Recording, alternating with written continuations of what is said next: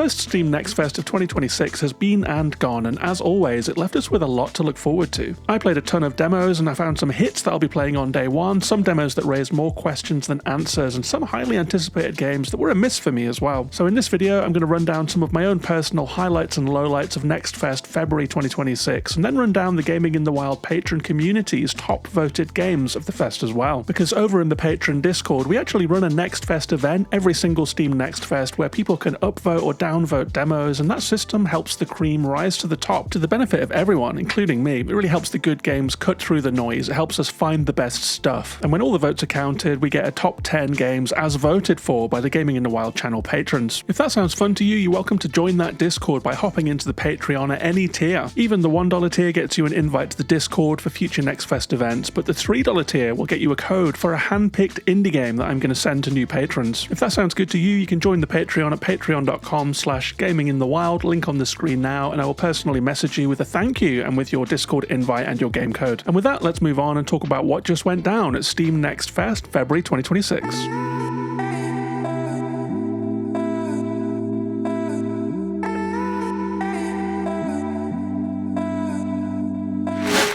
So I'm going to start with my own take and some demo impressions from the games that I played, and it's a pretty mixed bag, but there were definitely some keepers mixed in here. I should say I think it's important to try and be a little bit kind to the demos that we play in Next Fest, because the games are literally still in development and many haven't yet had that final layer of polish that comes at the tail end of development. It's also worth mentioning that I largely play on an ROG Ally X handheld, one of the more powerful PC handhelds on the market, so the demos that I played really did need controller support for a smooth experience, and I think in the age of the Steam Deck, the Ally, and other PC handheld, controller support should be considered pretty essential. Some didn't have it and I had to decamp to a mouse and monitor setup, and even that had mixed results sometimes, so it's a bit of a lumpy experience playing through Next Fest, but I think it goes with the turf. The first game that I played actually had a few controller problems. It was Akatori, a very promising action platformer with lovely pixel graphics. I was really enjoying this game's mobile moveset, which had a really fluid feel to it, but the tutorial was kind of messed up, so some button prompts were wrong, which made for a bit of a bumpy ride, so sadly I couldn't play very much of it despite liking the vibe, although I will keep an eye on it to see if that's rectified in future demos. That's Akatori.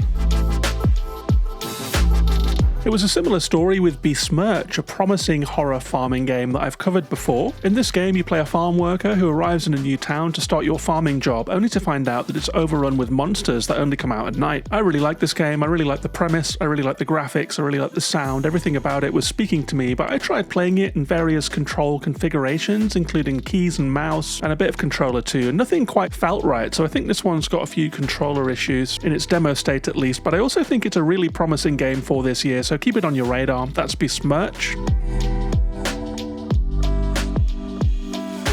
I also tried the extremely promising 1348 Ex Voto, in which you play as a knight errant in 1300s Italy. It has a martial arts inspired sword combat system with multiple stances. It's very impressive to look at and adjacent to graphically ambitious games like A Plague Tale. I would like to play more of this one for sure, but my poor Ally sounded like it was going to take off. The fans really kicked in for this one, so I think that's a game I'll play on PS5 when it comes out later this month. That was 1348 Ex Voto. I also played a bit of Airframe Ultra, a crunchy vehicle combat game where you can drive around and hop on and off your little speeder. I think it might be intended as a competitive multiplayer game, but I just drove around alone for a while in the tutorial, being the single player soul that I am. But I heard from some friends who had hopped into the multiplayer and had a really good time, so I wanted to put it on your radar here. That's Airframe Ultra.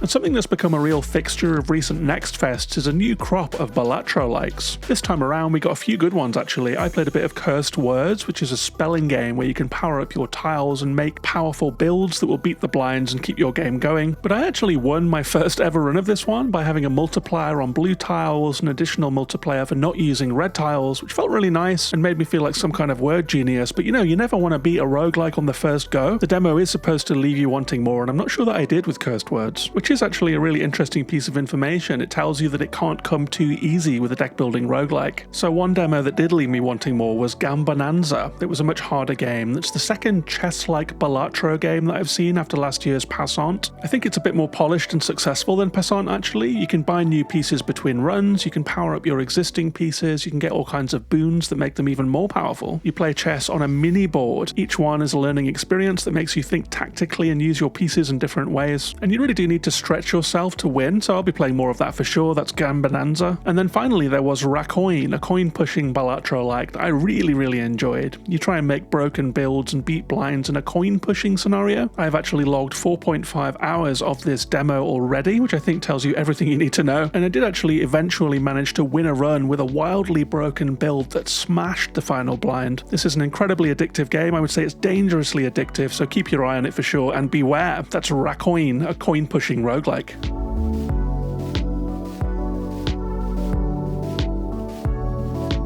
One of the more anticipated demos at this next fest was the much hyped cyberpunk platformer Replaced. It's an aesthetic masterclass that is just dripping in murky vibes, and it references Inside pretty openly in the opening section, which I think gives you a statement of its intent. There are stealth sequences where you're avoiding spotlights and darting from cover to cover, and it has parry and dodge based melee combat with enemies who just keep coming. I really like the way this game looks, but I didn't really like the way it feels. I found the controls to feel a little sluggish, which is like you have to hit buttons early to let the complex, beautiful animations play out on screen. If you played Flashback or Another World or the more recent Planet of Lana, you will know what I mean. So I felt curious but also a little frustrated with the Replaced demo. And the same can be said for another promising platformer, The Eternal Life of Goldman, which is one of the nicest looking 2D platformers that I've ever seen. It has incredibly detailed backdrops and a very vivid hand-drawn world. There are machines and structures that satisfyingly unfold when you hit a switch, and the whole thing is just incredibly compelling. But it also had these interminable, unskippable, minutes-long story sequences where you have to sit and listen to a kid talking to his mom about this Goldman character. And as good as the platforming is, that was kind of a deal breaker for me. I just wanted to play the game, and I felt like it was like holding me back by the hair. I was just checking my phone, waiting to be allowed to play again. A really catastrophic game design decision there, I think. That was The Eternal Life of Goldman.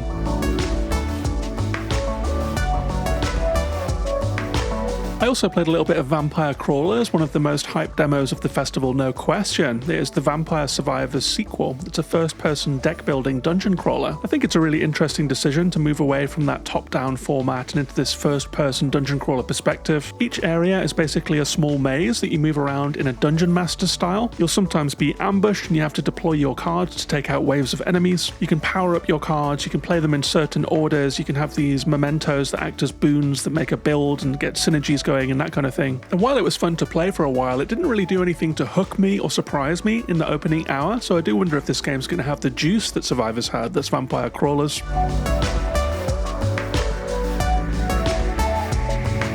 But one game with no shortage of juice was Esoteric Ebb, a fantasy CRPG with skill checks, dice rolls, meaningful choices, and an absolutely weird amnesiac protagonist. It's a fantasy CRPG with skill checks, dice rolls, meaningful choices, and you play as a knight cleric investigating a tea shop explosion in a fantasy city during this realm's first ever election. You have to travel the town, questioning all the witnesses and the politicking stakeholders and deciding how to resolve difficult situations, and trying not to die in the stupidest way possible, like getting stuck on the arm of a working windmill or suffering a fatal wound to your morale while flirting with an orc. I think this game has that same chaotic irreverence as Disco Elysium, and that made it one of my most hyped picks of this next fest for sure. That is Esoteric Ebb. It's actually out now and it has an 88 on Metacritic. Don't miss this one. And ironically, I think this one had much more of the Disco Elysium source than Zero Parades, the actual Disco follow-up by what's left of the Zaum studio. Despite that it looks and sounds a lot like Disco, I really didn't like much about this one. I think where Disco Elysium was brazenly self-assured, Zero Parades felt a little eager to impress. It deploys some of the same moves as the opening scene of Disco Elysium, but without that sense of place and character that immediately embeds you in the adventure. Whereas the hungover Harry staring into the mirror was definitely cause for an existential moment, the spy protagonist of Zero Parades having one listening to a record just felt really out of place. It was hitting the same beats without really understanding them, so I was really disappointed by Zero Parades. It felt more like a pale imitation of the disco mindset than a true spiritual successor. I think the best disco-like award goes to Esoteric Ebb.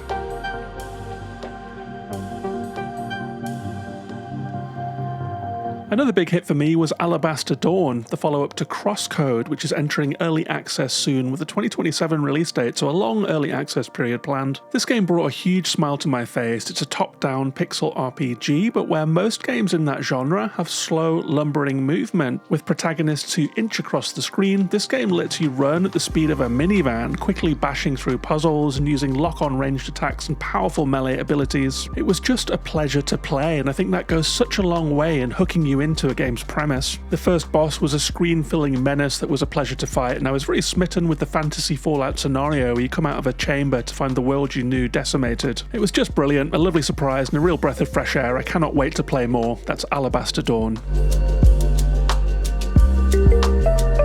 I also tried Aether Iron, an engaging point-and-click set in a flying steampunk city, which had really nice film noir vibes and a winning Art Deco look. It moves between scenes where you have to examine things in the environment for clues and leads and additional world building, but then it also has this tactical car combat where you have to engage in interesting turn-based chases. One to watch for sure. That was Aether Iron.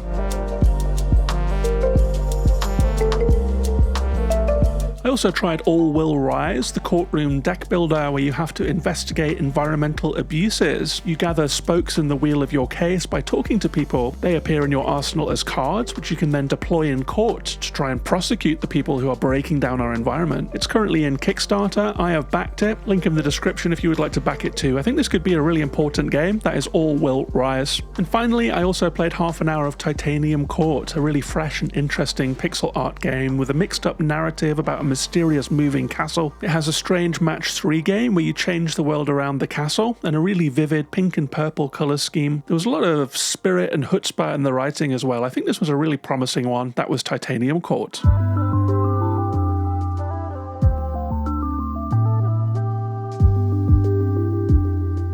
And to give you my top 5 of the fest, I think Titanium Court would come in at number 5. Number 4 would be Gambonanza, that very promising Balatro-like using chess instead of poker. My number 3 would be Raccoin, the coin-pushing roguelike, which is actually being published by PlayStack, the people who published Balatro, so there's some lineage there as well. My number 2 would be Alabaster Dawn, the Crosscode sequel with flying movement and just a very promising feel. And it almost feels like a cop-out, seeing as this game is out already and has become a critical darling, but I wrote this list before it came out. Esoteric Ebb would be my number 1. I'm now 10 hours into this, and I think it's a game that you might be seeing on some Game of the Year lists come the end of the year. As for the community voted for Cursed Words at number 10, that promising word game Balatro-like. They voted for Vampire Crawlers at number 9, which I think is a really promising sign, as it definitely managed to sink its fangs into some people. They voted for Titanium Court at number 8. I think the visual style and the interesting narrative and gameplay really sang in this next fest. At number 6 was Croak, a game that I did not try. It's a fast-paced 2D platformer with a kind of Disney meets Pizza Tower kind of vibe going on. At number 5 was Funopolis, a stylish point-and-click with a papercraft look influenced by avant-garde art. I really do need to get to that one actually. At number 4 was The Eternal Life of Goldman, so I'm happy to see that some people were less put off by the narrative aspects than I was.